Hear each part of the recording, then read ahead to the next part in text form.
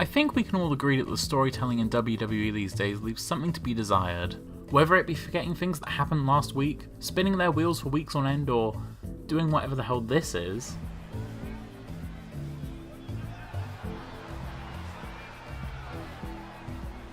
Storylines in the WWE are at a critical mass of nobody caring. Which is sad, because they are also currently in possession of some of the most talented wrestlers of our time, and perhaps of all time. Many of whom, despite all the criticism lobbed at them, are perfectly capable of playing interesting characters when they aren't being handed scripts written with the care and attention of an advert for Go Compare. And I'm talking about one of the new ones with the terrible acting and the weird CGI monster. However, there is a company being praised for its great storytelling right now, today. Right this second, someone is typing a Reddit comment about how amazing the storytelling in this company is. Progress are doing really good stuff. And yeah, NXT under the WWE banner itself is doing amazing storytelling currently, but I'm not talking about either of those. I'm actually talking about our friends from across a couple of small bodies of water and a giant landmass, New Japan Pro Wrestling. But Ryan, I hear you, a concerned strawman, say, New Japan doesn't have stories. Kenny Omega and Chris Jericho didn't have a match because Jericho spilled coffee on Kenny. Nowhere in the build-up to Okada vs Naito did one of them pretend to have sex with their opponent's ex-girlfriend's corpse who they killed in a car crash many years ago, despite that going against everything they previously established about their character. Though that may have happened on one of the Road 2 shows I didn't see. Well, thank you Mr. Strawman for conveniently bringing me to the topic of this video. What New Japan storytelling does right, and why I believe the WWE would benefit hugely from injecting a bit more of it into their storylines. First, however, here's a list of things I'm not saying. I'm not saying the WWE should adopt New Japan's in-ring style. As much as I might enjoy seeing Heath Slater give Kurt Hawkins a top rope dragon suplex, I understand why the E uses the style they do, and do not think the WWE's success rests on better ring work. Hell, the Attitude Era is the most popular wrestling has ever been in the Western world, and let's just say it wasn't known for work rate. Second, I'm not saying get rid of the soap opera. Once again, look at the Attitude Era. The storylines were full of over-the-top drama. Don't touch it, girl! Don't touch me! Go on. Get a shirt! Crazy portrayals. Don't call this taking hands! We're Satan himself! From people giving birth to hands, and people watch that shit in droves. So, what does New Japan do better than the WWE? Simply put, consistency. Long-running storylines, callbacks to previous events, carefully keeping track of who is and isn't owed a title shot. To use a recent and rather big example, Okada vs Naito from this year's Wrestle Kingdom event. This was a storyline that played out over the course of 4 years and still isn't even finished. It started with Wrestle Kingdom 8 when Naito's push failed and he was pushed down to the second to the last match on the card despite fighting for the World Heavyweight Championship. This event shaped pretty much every Naito storyline from then until now. His transformation from the Stardust Genius to Tranquilo, his repeated attacks on the IWGP Intercontinental Championship after he won it, the title that stole the main event spot from him, and his eventual face turn when the crowds finally accepted him. Showbuckle made a great video outlining all that in more detail, but the outline of the storyline is all I really need to prove my point. People have become enamoured with Naito's character, and whilst that's partly because he plays it perfectly, and partly because it taps into the same sort of cultural undercurrent that made Stone Cold Steve Austin work, it's also in a large part because his character is completely rational, logical, and most importantly, a real reaction to what's happened to him.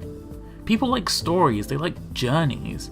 Seeing characters grow and change and react to the world around them creates a sense of emotional release in our brain. It can be as simple as seeing Jim and Pam work out their problems on The Office and get together.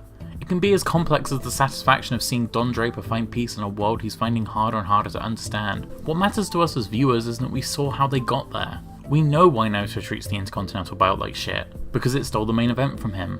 We know why Naito doesn't care about the fans, and it's because they didn't care about him. It's all perfectly consistent.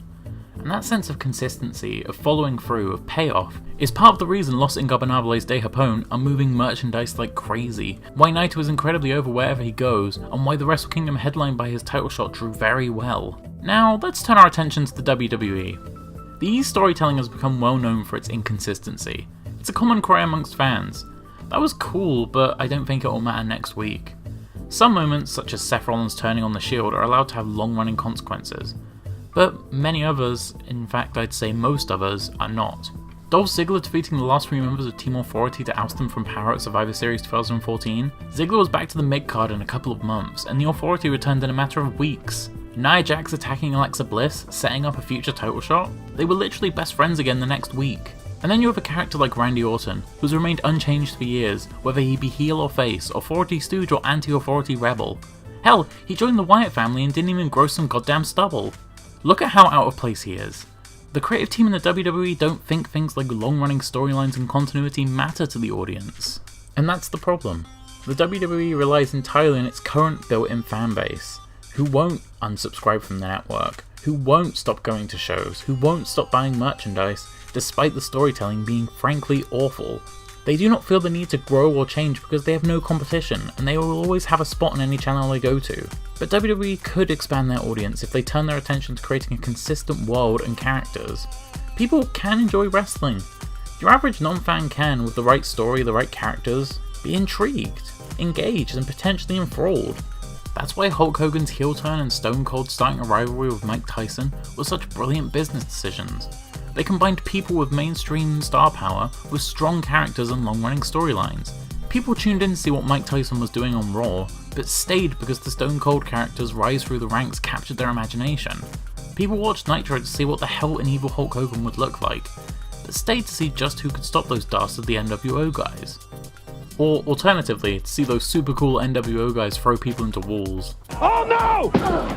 The clear way to push into popular consciousness nowadays, however, is not guest appearances by Stephen Amell and Machine Gun Kelly, as enjoyable as seeing Machine Gun Kelly get powerbombed off a stage is, because there aren't stars as interesting to us as Mike Tyson. Someone that controversial nowadays would only draw negative press to the product, which isn't an indictment of modern Twitter culture, just a statement of fact.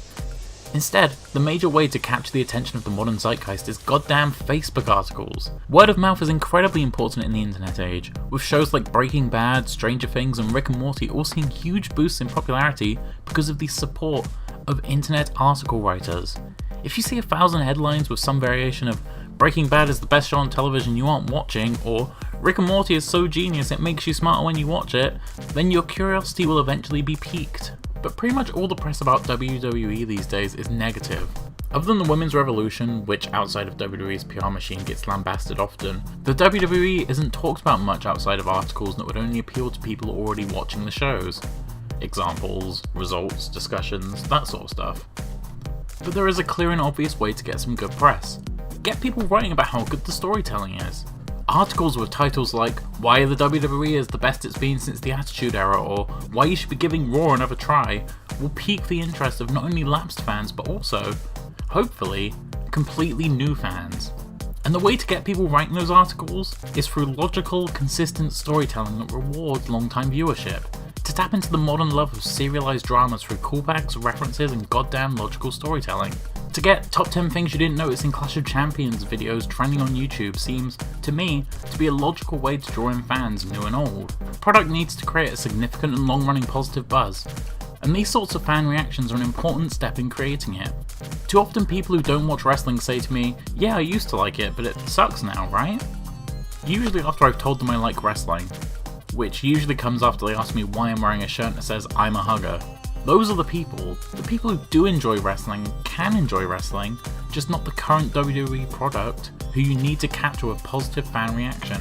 And positive fan reaction comes from not treating your fans like complete idiots. It's actually pretty simple if you think about it. Of course, this is not the only thing the WWE needs to do to become a more engaging product. There are problems with its creation of stars, its production, and its overuse of buzzwords. Hell, maybe I'll make videos about all of those one day. But this was just one of the WWE's many, many flaws I wanted to discuss today. Thanks for watching, don't forget to like, comment and subscribe for more great content, and I'll see you all soon.